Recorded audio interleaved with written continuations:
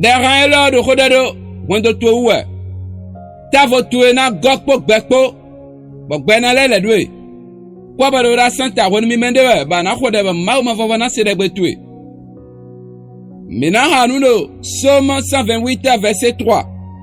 Et Yulando a situé na ti vi un ti e saint gandie daun. Do fwe tuegbe.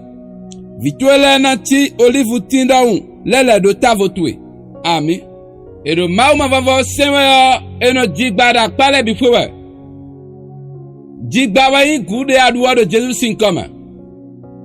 Nous devons na grand lina de Jésus sinkoma. Poto gbe na gokpo gbekpo fi de so na gokpo gbekpo anaya jikpo no de Jésus Christ sinkoma mi rodade. Nous devons de chakan hawe yo.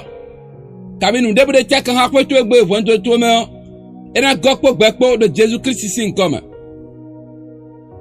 De anu na sise na pale bi fwe yo.